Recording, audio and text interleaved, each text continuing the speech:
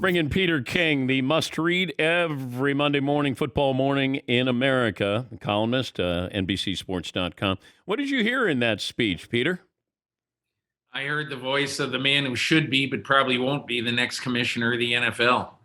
I mean, there's way too much non-football stuff that Peyton Manning would have to deal with.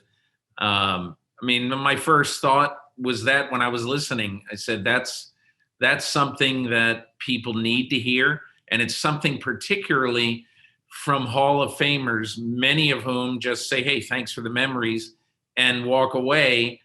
And Peyton Manning said, I'm not going to walk away. I want to pay tribute to this game.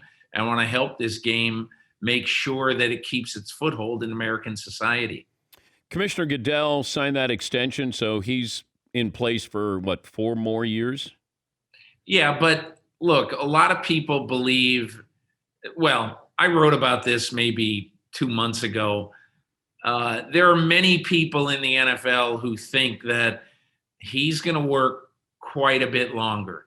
The general perception around the league was once he got all the new labor deal done, all the media deals done, after they finish doing whatever they're going to do, I think they're probably going to spin off NFL Network. After they do all the mega things with the league, that he would walk away. The issue is Goodell is 63. He doesn't want to be an investment banker. He doesn't want to, work for a hedge fund. He doesn't want to spend the rest of his life golfing and being on 15 boards of directors in ceremonial positions. He wants to do something, and there's nothing else he wants to do right now other than be the commissioner. Yeah, I was surprised that Peyton spent almost a third of his speech with that, and it sounded commissioner-like there. Instead of, hey, we're waiting for him to be a broadcaster, be a general manager. It's like maybe he has, a bigger picture there. Couple of things here. You got home on Friday night. You leave this afternoon. You've been to Vegas, San Francisco, Dallas, L.A., Seattle, Denver, Kansas City. Best stop so far and why? I'm fascinated by the Los Angeles Chargers. I know probably a lot of people, and I know this, a lot of people, the Chargers are not on their radar screen, and I get it. But, I spent a good portion of a morning last Monday with Brandon Staley, walking around the building, being in his office, sitting in on a staff meeting. And, there's a lot of 5 years ago, he is the defensive coordinator at John Carroll. And so this is an incredible ascension. But I compare it to Mike Tomlin. As Dan Rooney once told me, if I don't hire Mike Tomlin now when he's 34 years old, I'm never going to be able to hire him. So the Chargers felt the same way with Staley. That plus, I think Justin Herbert, obviously, he's probably a top 10 quarterback right now. He could be top 5 by the end of the year. Derwin James coming back, Joey Bosa trying to stay healthy, the adjustment to SoFi. Will they have a place in a very crowded sports market?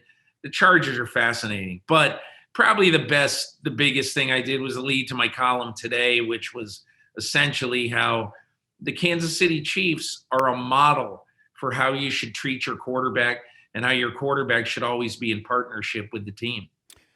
Speaking of which, Josh Allen signs that deal, and now next up is Lamar Jackson, Baker Mayfield. And I know you wrote this in the column. That doesn't necessarily mean anything for Lamar Jackson and Baker Mayfield, but how do you see that playing out with both? Are these no-brainers that their teams are going to extend them? Look, to me, it's very, very hard to look at the career of Baker Mayfield and say that it has a lot of similarities to Patrick Mahomes. If I were the Browns, I'd wait. It might cost them some money, but do you want to pay a guy, and do you want to end up getting Carson Wentz, and totally getting screwed on your cap and all that stuff? And again, I think the odds are better than 50-50 that he will be the Browns' long-term quarterback. But are you positive? So I think you're better off having to pay whatever the number is, $3 million more per year if you wait, than paying Baker Mayfield right now, because I just think looking at his season last year, it ended great, but overall, it was a good to very good season. But are you positive right now that Baker Mayfield is your franchise guy? Why does the next guy have to make more than the previous guy? It's it's what has always happened in negotiating contracts in every sport. And I think the Mahomes contract to some degree stands alone. Some people 3 years from now will be above him probably or certainly when the cap really starts to go up. But I just think look, it's all monopoly money anyway. And look, if Josh Allen is making 43 million a year on average, if he's making 2.7 million dollars for every football game he plays, it's not anything that really occurs to me that's outrageous. But it's the law of the land in the NFL and in every sport that contracts never go down, particularly when the salary cap goes up.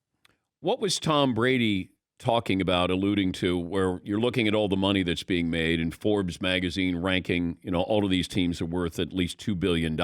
But, didn't Tom use the word idiots or idiotic? Ignorant, I think. Oh, ignorant. Okay. Yeah. I mean, I don't blame Brady, because clearly, look at it this way, Dan. From the time that Tom Brady signed his contract to now, and these are Forbes magazine valuations. A lot of people in the NFL really take these as gospel. But since the day he signed his contract, the Tampa Bay Buccaneers are worth $720 million more dollars than they were the day that he signed. So I think Brady just looks at that and he says, look, the players are not getting a cut of these tremendous increases in franchise value. Wake up. But the problem now is, Dan, there's nothing you can do about the salary cap until 2031. If you want to rebel, and the problem is, you know what rebellion is? It's telling the NFL you're going on strike and seriously taking a year off. And there's just not a majority of players, I think, who are willing to do that. He's Peter King. His column, Football Morning in America, and, of course, works for NBC, NBCSports.com. Help me understand what's going to happen with Kirk Cousins in Minnesota. What can the Vikings do, and how do you think this plays out?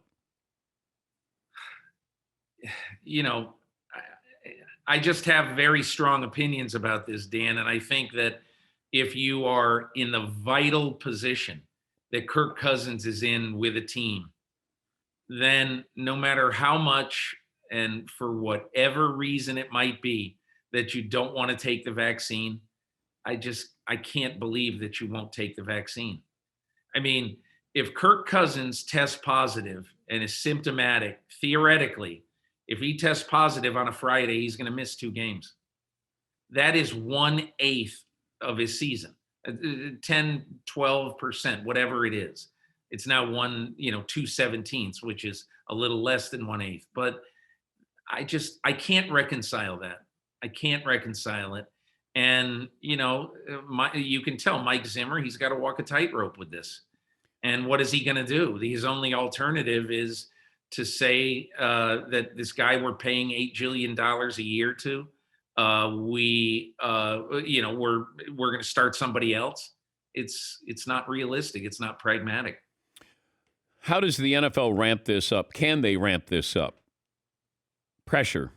I mean, the NFL would say, look, we got 91% of players in the league. We only have, on average, on a 90-man roster, we only have 7 or 8 players on average per team that have not been vaccinated. That's good. The problem is with the Delta variant, there's danger now. You look at the Rich Eisen story. He's vaccinated. He has a Delta variant and he gets it and he passes it on to his daughter. And it really knocks him out. So that's why even if you get vaccinated, the only thing it probably ensures is that you're not going to die and you're probably not going to get seriously ill, but you still can be a spreader, of COVID. So, we're in a tough time in this country, obviously. And I don't know what more the NFL can do than it's already done. It's made players second-class citizens who will not take the vaccine. And I don't know what else they can do. I know the Cowboys, that they always make headlines, and I don't know if there's more to Dak Prescott's injury. The video doesn't look good, and the only reason why I thought maybe there's more to it was Troy Aikman said it felt like there's more to this. It feels like it's a vague report. What's it say to you? I was there. I talked to him about it, and there's nothing anybody can do right now. I mean, he's been thoroughly examined. The Cowboys don't think it's anything serious. But I mean, I think what you do here, it's August 9th. If on August 20th, he's either not practicing or he's practicing in a very limited way and he can't throw his fastball, that's when you're worried, or August 23rd, whatever it is. If you get to be 2 weeks before the season and he's not practicing fully, that's when I would worry. Before I let you go, the Michael Thomas situation with the Saints is certainly interesting. And then he sent out a tweet, and it said, they tried to damage your reputation. You saved theirs by not telling your side of the story. Is this... Why didn't, I guess I would say, why didn't he return their phone calls for 3 months? Why did he not have contact with them for the majority of this offseason? Why? Is that a guy who is either, and again, look, we don't know the whole story. No one does. But if it's true, Jeff Duncan reported this in New Orleans, that he ghosted them for most of the offseason. What else do you need to hear? Isn't he most concerned with getting his ankle right and getting ready for the start of the season? An injury he suffered on opening day 2020, okay, has a good chance to ruin 2 seasons when he's making $19 million a year. I mean, there may be some irresponsibility on the part of the Saints. There may be some, but let's hear what it is. Because right now they don't appear to be the responsible party. They might be, or the irresponsible party. They might be, but let's hear the evidence first. It feels like they could be really good or a mess. Maybe there's no room in between for this this let's team. say Jameis Winston plays. I remember Dirk Cutter for 5 years. Not he didn't have him for 5 years, but but at the beginning, he had a meeting with Jameis Winston, and before they drafted him in Tampa, he was offensive coordinator, and he asked Jameis. He said, "Hey, I've looked at all your tape at Florida State. Is there any throw you're afraid of making?" And he goes, "No, not a single one." And Cutter said, "Well, maybe there should be." And he meant that. He didn't mean that to slap him in the face, but he meant to say, "Man, you make some careless throws." And 5 years later, what is he doing? Still making careless throws. The last throw he made as a member of the Tampa Bay Buccaneers was a pick six that handed a win to the Atlanta Falcons in overtime. So we have not seen anything. It's wonderful to say, well, he's with Sean Payton now, everything's fine. How do we know? He hasn't played football games. He's played cameo appearances, but we don't have any idea. We don't know if Taysom Hill can play. So the one thing that has been an absolutely sure thing for the New Orleans Saints for a decade and a half, now all of a sudden, we really don't have any idea what's going to happen when one of those guys steps under center. Pete's off to Buffalo, Green Bay, Indianapolis, Chicago, Minnesota. That's the next 9 days? It's the next 9 days. It'll be a good time. Do you get some time with Rodgers? I don't know. I've requested him, but, that's up to him whether he wants to spend any time with me. But, whatever. A long time ago, Dan, I'm 64 years old. And a long time ago, I said to myself, I'm not going to fight to interview anybody.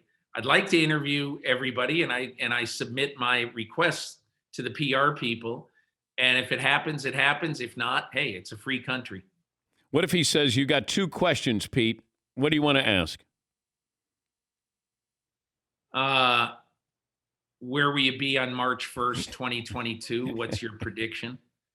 And you're not going to get a second question after that. Well, I mean, you asked me what my questions would Oh, be. I know, but Look, I'm saying Rodgers won't let you have the second one after yeah, well, after the first and one. I mean, I would have to think about this because Aaron Rodgers is so smart that he would, I wouldn't get an answer. You're right. So to ask a question like that, quite honestly, is useless. That would be a very, very interesting thought. I'd have to think about that. But that'd be fine if he says you got two questions. I remember, Dan, I don't know, this is maybe 3 years ago. Bart Starr was still alive. And I went through set for Football Night in America. They wanted me to do a Rodgers story for opening night. They were kicking off the season, Yeah. playing on opening night. And they said to me, see if you can get Rodgers to do some sort of story. And I thought of about 5 different things. And every one, I was at his locker explaining, here, how about this? And every one he's saying no to. But finally I said, how about if I get you to talk about Bart Starr and the meaning in his life? He goes, well, that one I'll do. And I went to see Bart Starr, got the last sort of difficult interview with Bart Starr ever, and then came back, and it was a pretty touching story. But look, Aaron Rodgers loves the history of the Green Bay Packers, loves it. And I think he really loves the people of Green Bay. So, we'll see how it all turns out. My feeling is he's probably somewhere else in 2022, but we'll see.